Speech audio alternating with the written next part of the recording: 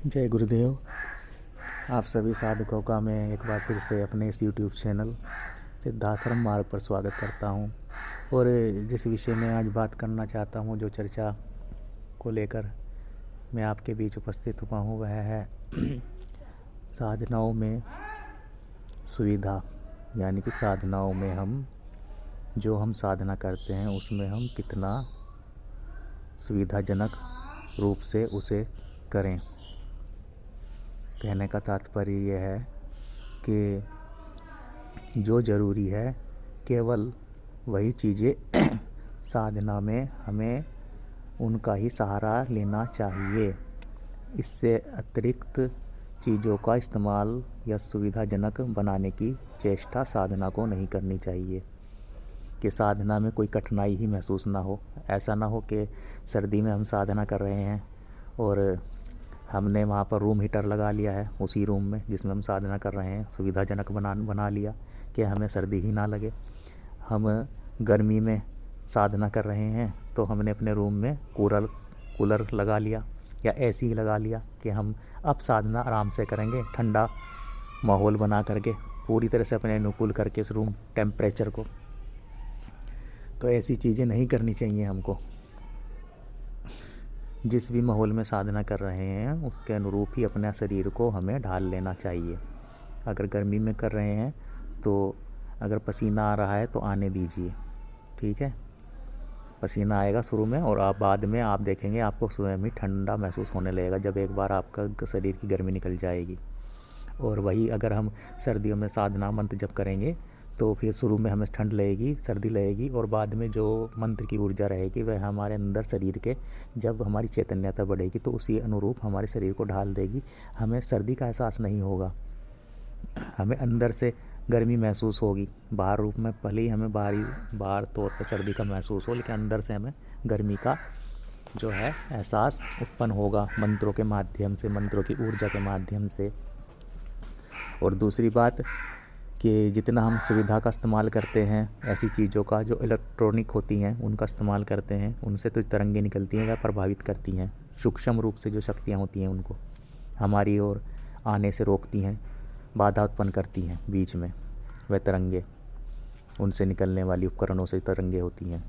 तो इसीलिए जो है ना, जो साधक होते थे पहले वह या तो जंगलों में करते हैं, कुछ अब भी करते हैं जो करने वाले हैं, या तो जंगलों का इस्तेमाल करते हैं या शमशान का इस्तेमाल करते हैं या एकांतवास का इस्तेमाल करते हैं, जहाँ कोई भी सुविधा ना हो, जहाँ बिजली तक की सुविधा ना हो, जहाँ बल्ब तक ना लगा हो, कि अगर रोशनी भी हो रही है तो केवल हमारे उस दिए की हो जिसे हम जला रहे हैं, प्रज्वलित कर रहे हैं साधना में।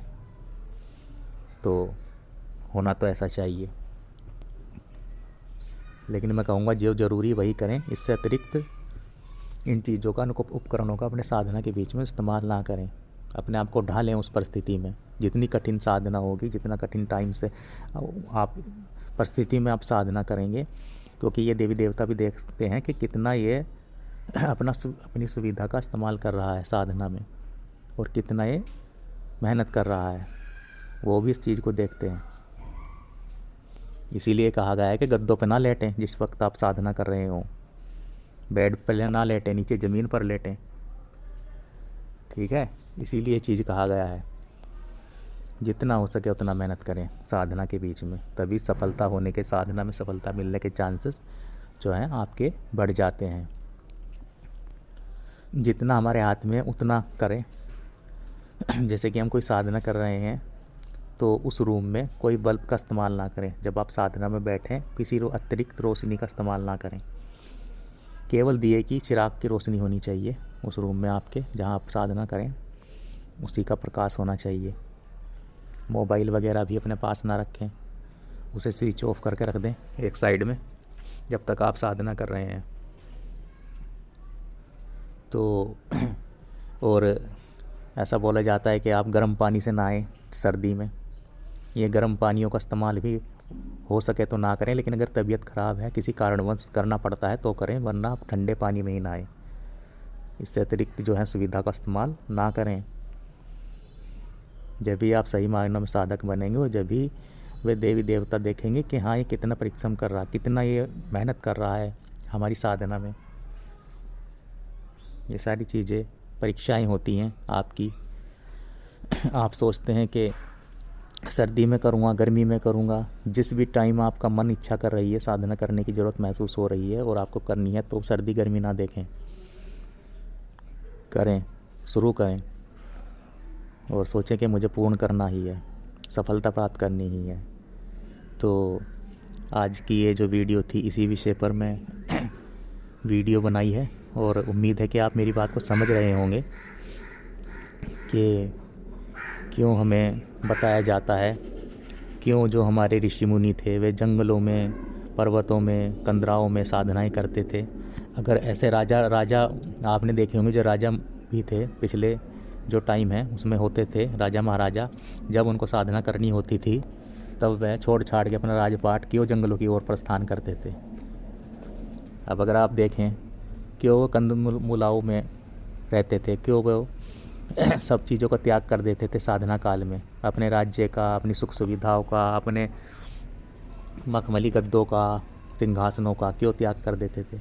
इसीलिए करते थे, सुविधाएं तो वे भी ले सकते थे, किसी अलग रूम में तो वे भी साधना कर सकते थे, लेकिन ये करना होता है, ये ज़रूरी होता है साधना सिद्धि में, उस काल में अपने आप को समर्पित कर देना उस साधना के प्रति, उस मंत्र के प्रति। और ये जो सुख सुविधाएं हैं अतिरिक्त, इनसे दूर होना होता है। जो करना होता है अपनी मेहनत से करना होता है, अपने हाथ से खाना बनाकर खाना होता है साधना काल में। किसी से बात ना करना, फालतू की इधर उधर क्यों मना किया जाता है? इसीलिए किया जाता है कि अतिरिक्त इधर उधर बात ना करें और अपने आप को जो है पूर्णतः उस साधना के प्रति, उस देवी के प्रति, मंत्र के प्रति समर्पित करें, समर्पित रखें उस साधना काल में।